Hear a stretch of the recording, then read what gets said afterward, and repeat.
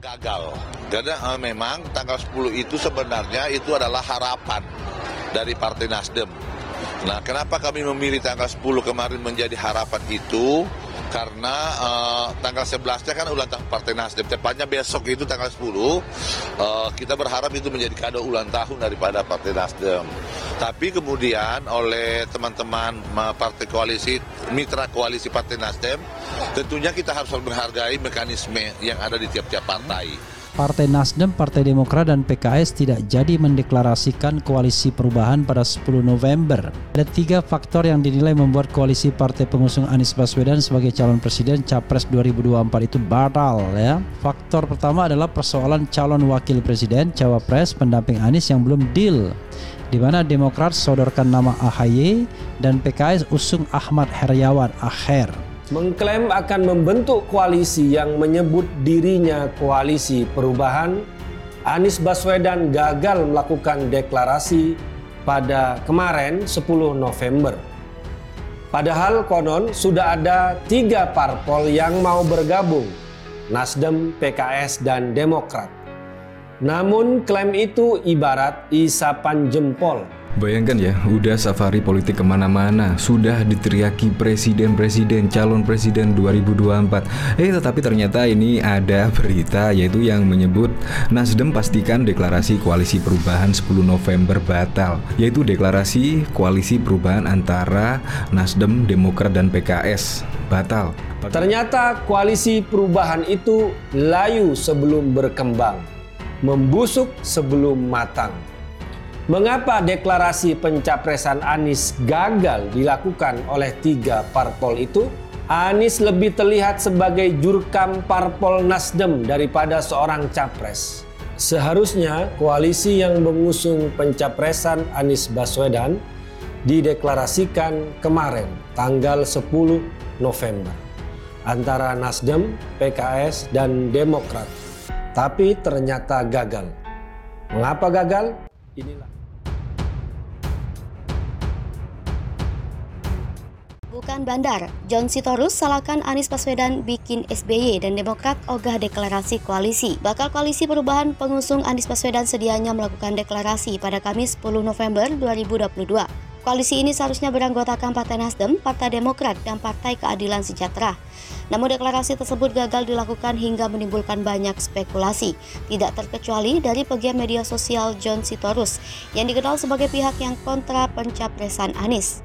Pemilik akun Twitter @miduk17 itu rupanya menyoroti pernyataan Anies yang dianggap sebagai pemicu Partai Demokrat belum menurunkan restunya mendeklarasikan sang ex-gubernur DKI Jakarta. Dilihat suara.com di akun Twitternya, John menanggapi pernyataan Anies soal satu harga di Papua dan Jakarta. John menilai pernyataan Anies inilah yang menyinggung SBY sebab menurutnya Presiden ke-6 itu gagal menyamaratakan harga di seluruh Indonesia. Anies Baswedan yakinkan koalisi perubahan tidak retak.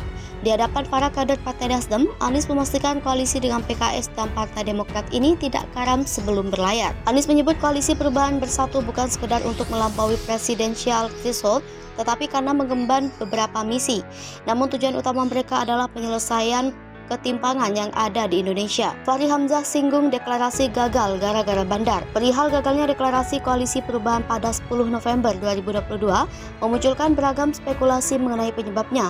Meski pihak Partai Nasdem, Partai Demokrat, dan PKS sangat berhati-hati memberikan pernyataan, banyak sekali pendapat berbeda yang beredar dari pihak eksternal.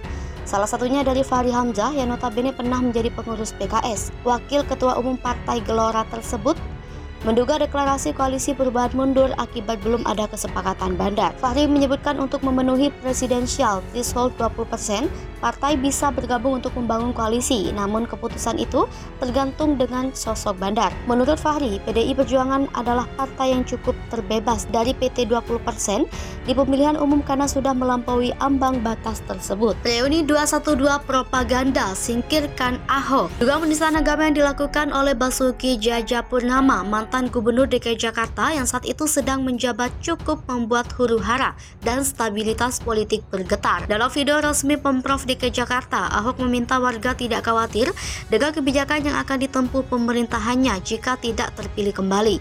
Namun ia menyisipkan ayat 51 surat Al-Maidah, rupanya kalimat yang dia kirimkan kontroversial. Semua media online bernama Media NKRI menyebarkan video melalui media sosial. Kemudian, pada 2 Desember 2016, ribuan orang yang dikoordinir oleh berbagai ormas Islam mulai berdemonstrasi. Mereka tidak hanya dari Jakarta, ibu kota, tetapi juga dari daerah lain di Indonesia. Kekuatan perkasa itu bersatu untuk menuntut penjaraan Ahok. Hadir pula Presiden Joko Widodo dan Wakil Menteri Yusuf Kala melakukan sholat Jumat bersama peserta lainnya.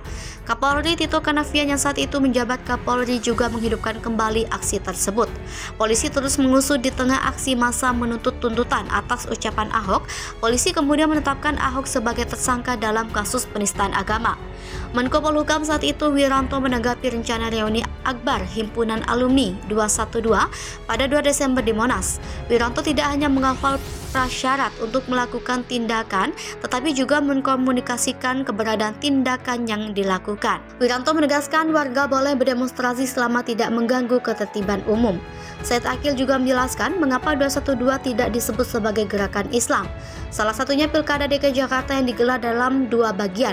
Persaingan berlangsung sengit dengan panggung yang dihiasi gelombang demonstrasi besar-besaran dan pemenjaraan petahana Basuki Cahayapurnama alias Ahok.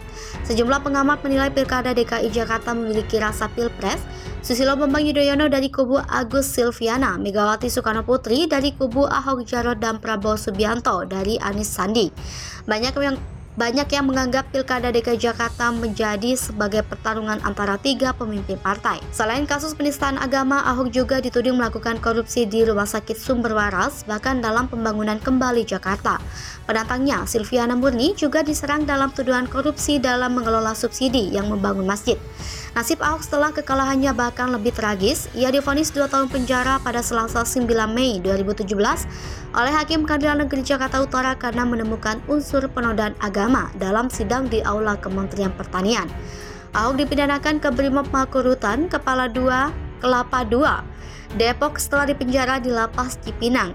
Ia mengundurkan diri dari jabatannya sebagai Gubernur DKI Jakarta dan menyerahkan jabatan tersebut kepada Jarod Saiful Hidayat. Sidang korupsi tambang Mardani Maming didakwa terima 118 miliar rupiah.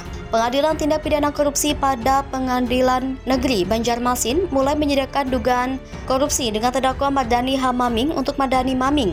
Kamis 10 November 2022, 5 orang majelis hakim menyidangkan perkara bebas Bupati Tanah Bumbu dan Bendahara Umum PBNU itu secara virtual. Dalam surat dakwaan Jaksa Penuntut Umum KPK, terdakwa Mardani H. Maming disebut menerima uang sebanyak total 118 miliar rupiah secara bertahap lewat pembayaran tunai dan transfer antar bank. Penerimaan uang itu setelah Mardani H. Maming membantu peralihan IUP Batubara dari PT Bangun Karya Pratama Lestari kepada PT Prolindo Cipta Nusantara pada medio 2011. Dugaan suap dan gratifikasi. Menurut Budi, terdakwa Mardani didakwa 2 pasal atas dugaan suap dan gratifikasi. Pasal 12 huruf B junto pasal 18 UU nomor 20 tahun 2001 tentang pemberantasan tindak pidana korupsi. Dakwaan kedua pasal 11 huruf B junto pasal 18 UU pemberantasan tindak pidana korupsi. Menurut dia, peralihan IUP ini melanggar ketentuan pasal 93 ayat 1 UU nomor 4 tahun 2009 tentang pertambangan mineral dan batu bara.